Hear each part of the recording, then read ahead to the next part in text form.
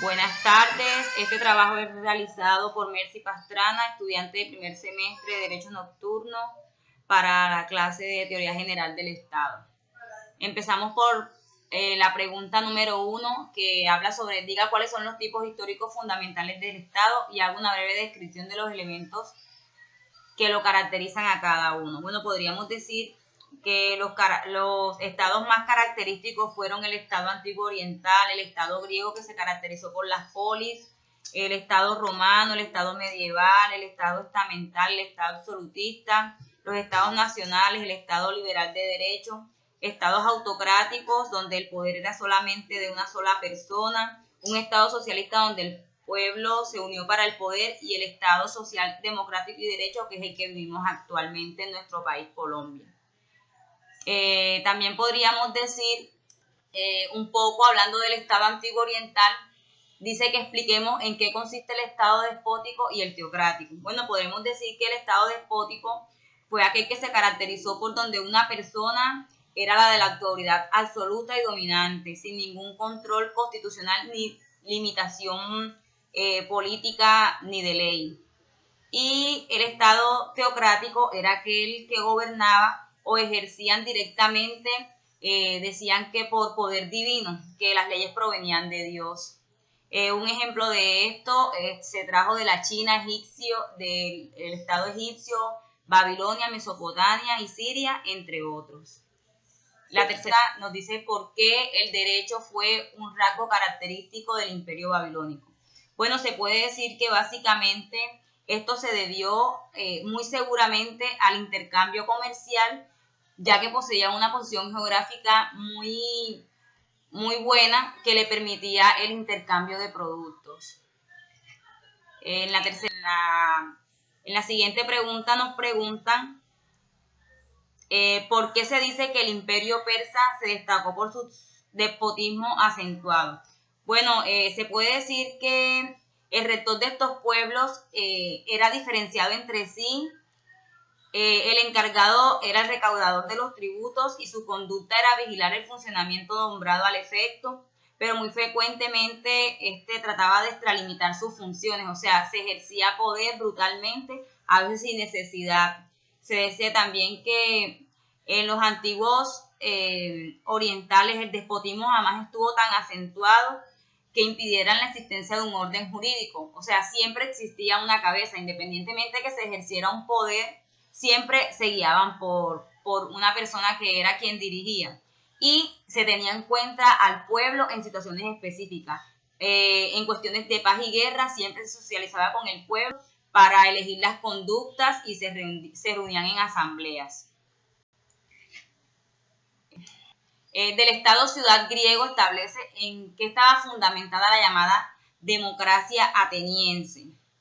Bueno, esta democracia ateniense estaba básicamente fundamentada en el funcionamiento del parlamento, que se llamaba eclesia. Esta asamblea eminentemente popular se reunían 4 veces al mes y en ella participaban por derecho propio. Se podía decir que era algo de que todos los ciudadanos gozaban. ¿Cómo estaba organizado el poder político en la poli? Bueno, la organización de los poderes públicos en la ciudad era semejante. Habían 3 órganos políticos que eran la asamblea, el consejo y las magistraturas. Estas instituciones se constituían desde los tiempos de Homero y se dicen que se construyeron estos tres tipos de poderes públicos como para no extralimitar los poderes de unos y de otros, sino para mantener un equilibrio. ¿Cuáles fueron las limitaciones de la democracia griega? Bueno, se puede decir que la aplicación práctica de la democracia griega tuvo sus limitaciones en una parte, ya que no se mantuvo una esclavitud con menor rigor, las civilizaciones tampoco aceptaban a extranjeros y las mujeres tenían mucha participación. Entonces, era una de las limitaciones que tenían los griegos como tal. ¿Cómo eran las primeras organizaciones políticas en Roma? Presidiendo de las leyes que envuelven los primeros tiempos, en ciertas ciudades se gobernaba durante los primeros siglos por reyes electos designados por una asamblea. Los primitivos pobladores y asistidos en su gobierno por un senado compuesto por ancianos. En la ciudad estuvo una población primamente por tribus, las sabinas, las latinas y las estrucas, los primeros 4 reyes que fueron Rómulo, Numa, Pompilio, Tulio Hostilio y Ancomarcio. Estos originaron los latinos y los sabinos. También se puede decir que aproximadamente por más de un siglo fueron etruscos. Estos reyes fueron elegidos con el apoyo de las clases inferiores y los plebeyos. ¿Cuál fue la institución política más importante, influyente en Roma y por qué? Bueno, se puede decir que fue el Senado romano, sin duda alguna. Esta institución fue la más importante e influyente de Roma durante la República. Ellos constituían, eran como una constancia y desvanecían los conflictos, y los magistrados y las asambleas estaban compuestas por 30 miembros que se reunían en curias frente al foro a requerimiento de un cónsul de turno. ¿Cuáles fueron las etapas de la organización constitucional en Roma? Bueno, básicamente fueron 4. La primera fue la formación y consolidación de la república. La segunda fue la transformación de la república. La tercera fue la revolución plebeya y la cuarta el advenimiento del imperio. Del estado medieval, ¿en qué consistió el sistema feudal? Bueno, el sistema feudal consistía normalmente en un terreno, pero podía constituir también un castillo, un cargo, una función, y el vasallo debería beneficiarse del feudo, sin alterar su sustancia, desmantelar o disminuir su valor. Y debía destinar parte de ese usufructo, prestar el auxilio económico que necesitaba el señor, o sea, la persona que era encargada de la tierra, en este caso, llamado feudal. ¿Por qué se dice que el feudalismo era una forma de relación económica eminentemente autárquica? Bueno, se puede decir, y empezamos por definir, que autárquico se refiere a que es autónomo. Entonces se puede decir que en esos momentos la relación económica, el feudalismo se sostenía por sí mismo. Tenía sus propios cultivos, su ganado, o sea, no dependía de otro estado, sino que con la misma producción que se realizaba en sus tierras, podía subsistir. ¿Cuál era la relación entre el Estado y la Iglesia en la Edad Media? Bueno, la relación que existía entre el Estado y la Iglesia en los tiempos era de carácter de exigencia, pues la Iglesia siempre quería imponerle al Estado su autoridad, y tenía una cierta obediencia acerca de las creencias o la autosuficiencia que ésta manifestaba. ¿Qué se conoce como la Carta Magna? Bueno, se puede decir que los varones aprovecharon la debilidad real para preparar un documento llamada Carta Magna, en el cual hacían constar los derechos específicos ante la corona.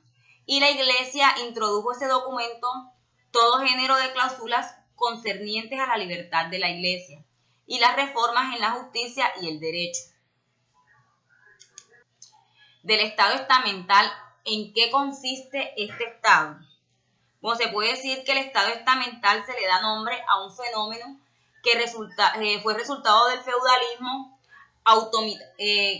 que explotó, o sea, que ya estaba en atomización del poder, que este sistema generó una disputa de la soberanía entre las potestades temporales y del espíritu.